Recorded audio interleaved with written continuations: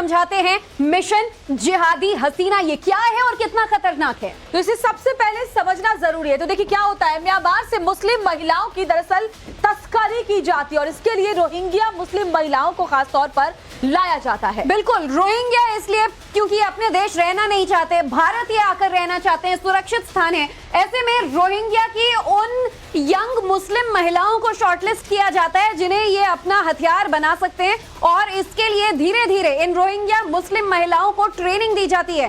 PFI ने शादीशुदा खूबसूरत महिलाओं को भी अपने नापाक प्लान के लिए चुना था। तो देखिए, इससे फर्क नहीं पड़ता कि वो शादीशुदा है या नहीं, लेकिन खूबसूरत लड़कियों को चुना जाता है, रोहिंग्या मुसलमानों को खास तौर पर, और बाकायदा ट्रेनिंग दी जाती है उन्हें।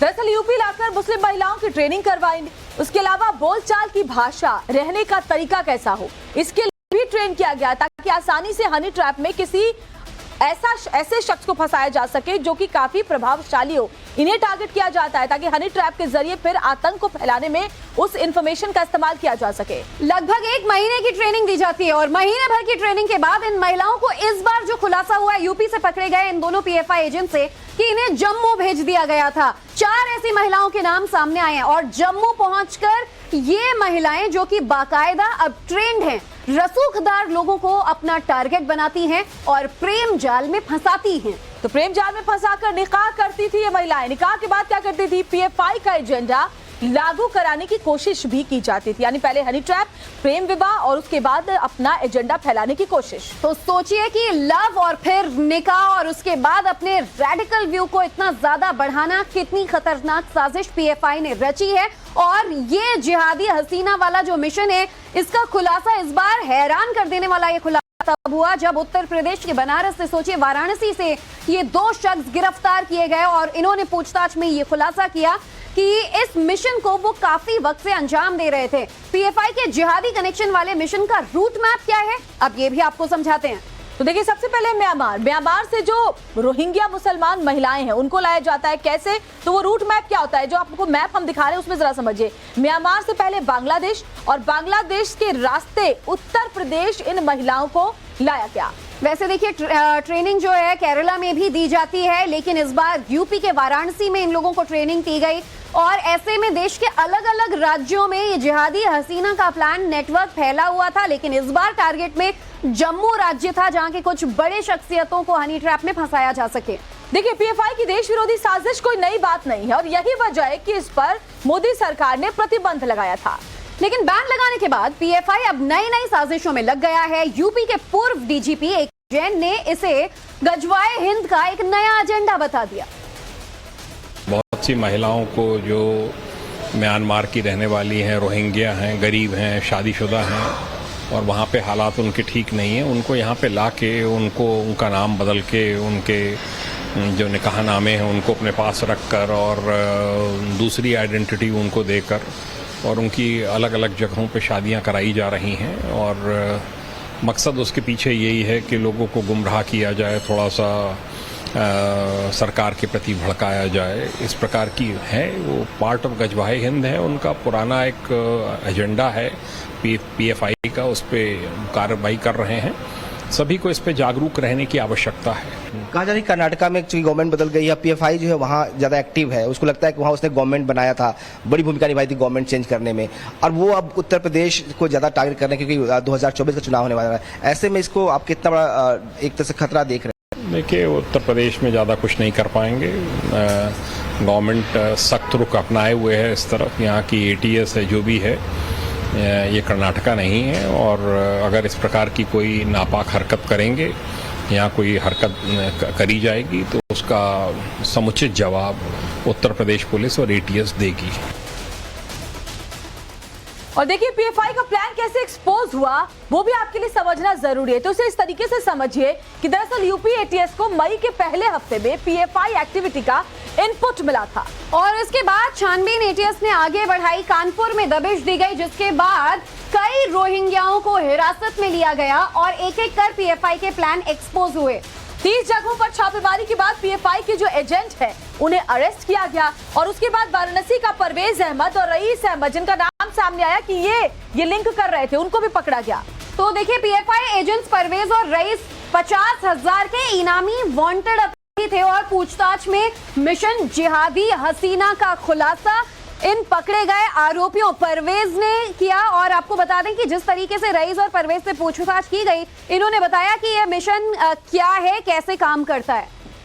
और रोहिंग्या मुस्लिम महिलाओं को लाने की ये पूरी जो साजिश थी वो म्यांमार से शुरू हुई थी। म्यांमार से आप बांग्लादेश के रास्ते भारत में एंट्री कराओ, वहां फिर उत्तर प्रदेश ले जाकर के उन्हें ट्रेनिंग दो और उसके बाद जम्मू में जिहादी एजेंडे के लिए इन महिलाओं का इस्तेमाल करो, जिसमें वो हनी ट्रैप करे लोगों को और उसके बाद प्रेम जाल में फंसाकर शादी करें। और इसी पूरे मामले पर विस्तार से चर्चा कर आप तक जानकारी पहुंचाने के लिए आज हम बातचीत करेंगे उत्तर प्रदेश के पूर्व डीजीपी एके जैन से। हमारे साथ पूर्व डीसीपी दिल्ली से एलएन राव साहब भी जुड़ चुके हैं और साथ ही संवाददाता विनोद मिश्रा, जिनकी रिपोर्ट हमने आपको दिखाई। सबसे पहले रुख विनोद का कर लेते हैं। विनोद, बहुत ही चौंका देने वाले इस पूरे एजेंडे का खुलासा हुआ। गजवाए हिंद के एजेंडे के तहत किस तरीके से पीएफआई उत्तर प्रदेश में पांव पसारता चला जा रहा है और अब तो ये नया मिशन सामने आया है जिहाद हसीना। कितना खतरनाक मान सकते हैं हम इसे?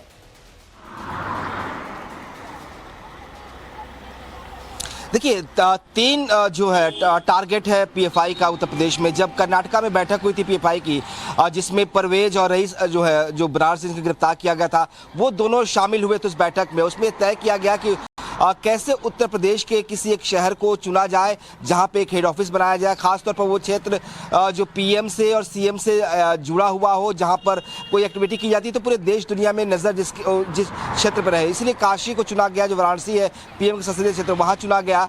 इसके अलावा कहा यह गया कि ये लोग जो है इंडियन मुस्लिम से ज़्यादा जो है रिलायबल जो होंगे वो बांग्लादेश या म्यांमार के मुसलमान होंगे, लिहाजा जो रोहिंग्याज हैं उन पर नज़र रखी जाए। और सुवीर सबदाकर, एक जो शख्स जिसके पुलिस ने पूछताछ की थी, एटीएस ने, त्रिपुरा का रहने वाला, उसने इस बात का खुलासा भी किया था कि रोहिंग्या जो पीएफआई के एजेंट्स हैं परवेज और रईस, उन्होंने डिमांड भी रखी थी कि उन्हें कुछ रोहिंग्याओं के बारे में जानकारी चाहिए, कुछ रोहिंग्या चाहिए, खासतौर पर इसमें महिलाएं चाहिए जो खूबसूरत हो, भले वो शादीशुदा हो लेकिन उनकी दोबारा उत्तर प्रदेश में लाकर उनकी शादी कराई जा सके, उनका एक पहचान जो है वो बदला जा सके।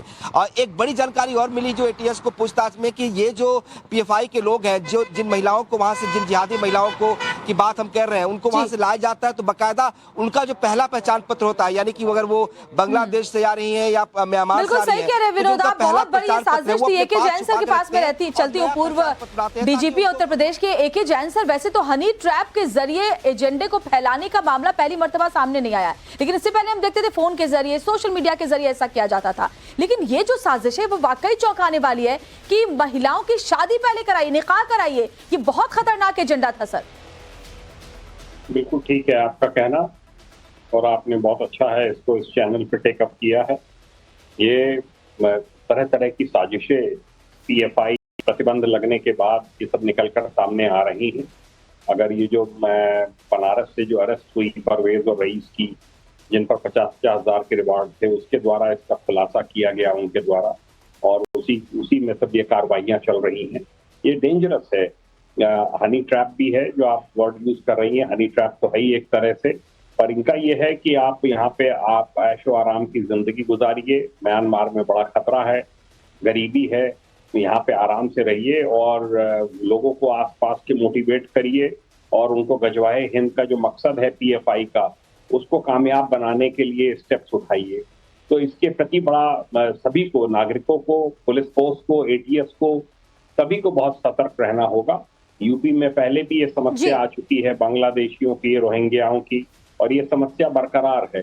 इस पे बहुत सतर्क दृष्टि रखने की आवश्यकता है। बिल्कुल, और यही दृष्टि रखी जाती है। बहरहाल जांच में जब कई ऐसे नापाक काम पाए गए जिनको अंजाम पीएफआई ने दिया तो बैन लगाया गया 5 साल का। बहरहाल उसके बावजूद इस तरह की गतिविधियों को अंजाम दे रहा है पीएफआई, धीरे धीरे अपने पांव पसार रहा है और इस वक्त टारगेट पर है उत्तर प्रदेश, जहां से इस पूरी प्लानिंग को अंजाम दिया जा रहा है। दिल्ली से पूर्व डीसीपी एलएन राव भी हमारे साथ जुड़ चुके हैं। राव साहब, जिस तरीके से इस पूरे मिशन हसीना का खुलासा हो रहा है पीएफआई का, सवाल ये भी उठता है कि न सिर्फ ये खतरनाक है बल्कि पीएफआई की प्लानिंग देखिए आने वाले वक्त के लिए किस तरीके से अभी से ये अपने स्लीपर यूनिट्स को तैनात कर रहे हैं कि वक्त आने के बाद इनका इस्तेमाल किया जा सके अपने मंसूबों को अंजाम देने में। देखिए, बिल्कुल आप ये जो खुलासे हो रहे हैं, एक से एक खुलासे बहुत ही सीरियस है, और ये पीएफआई का जो मूवमेंट है ये पुराना है और ये सिमी से शुरू हुआ था। सिमी के आदमी ही पीएफआई में है और इनका पूरा मकसद ये है कि किसी तरह से यूथ को बरगलाकर हमारे देश के और खासतौर से यूपी में, क्योंकि यूपी में इनका वर्चस्व ज्यादा है, तो इनको ऐसे मिसगाइड करके और ये हमारे देश के खिलाफ ये करना चाह रहे हैं। और जिस प्रकार से ये सारी चीजें हो रही हैं, इसके लिए मैं समझता हूँ यहाँ के यूपी की एसपी जी बिल्कुल सही कह रहे हैं सर आप, बड़ी बात आप कह रहे हैं। विनोद का भी रुख कर लेते हैं। विनोद, इससे पहले भी हमने देखा, बैन होने के पहले भी पीएफआई उत्तर प्रदेश में जब जब माहौल खराब करने की कोशिश हुई, हिंसा भड़काने की कोशिश हुई, पॉपुलर फ्रंट ऑफ इंडिया का नाम सामने आया, जिसके बाद प्रतिबंध लगा दिया मोदी सरकार ने इस पे। लेकिन अभी भी स्लीपर सेल तैयार करने की कोशिश में पीएफआई लगा हुआ है, खासतौर पर उत्तर प्रदेश टारगेट है। हाँ बिल्कुल, देखिए हमने देखा था कि जिस तरह से सीए एनआरसी का विरोध हो रहा था और जो विरोध उत्तर प्रदेश में हुए, उसके पीछे जो जांच एजेंसियों के जब जांच की तो सामने आया कि कहीं ना कहीं पीएफआई का बड़ा रोल रहा। इसके लोगों ने इस आंदोलन को भड़काया और किस तरह से कई जगह दंगे का रूप इसने लिया था। उसके बाद से इन पर सख्ती की गई उत्तर प्रदेश में और मैक्सिमम जो गिरफ्तारियां थी तब उस दौरान हुई थी। खासतौर पर बात करें राजधानी लखनऊ के आसपास के जो जिले हैं, जो बाहरी इलाके हैं, उन इलाकों में बहुत सारी धरपकड़ हुई थी, कई गिरफ्तारियां तब हुई थी। उसके बाद से एक तरह से लग रहा था कि ये सेल जो पीएफआई है वो खत्म हो चुका है। लेकिन जब बैन लगा उसके बाद भी ये किस तरह से एक्टिव है, किस तरह से लगातार अपने मंसूबों को अंजाम दे रहा है, वो जानकारी आप सामने आई है। जब गिरफ्तारियां हुई, जब कर्नाटका में इनकी बैठक हुई, उस बैठक में उत्तर प्रदेश के लोग जो पीएफआई के एजेंट थे वो शामिल हुए, तब ये खुलासा हुआ कि अभी भी ये स्लीपर सेल के तौर पर मौजूद थे और एक बार अपने आप को एक्टिव करने की बात कर रहे हैं। जो बहुत हैरान करने वाली जानकारी मिली है, कहा यह गया कि इनको टारगेट दिया गया है कि उत्तर प्रदेश में ये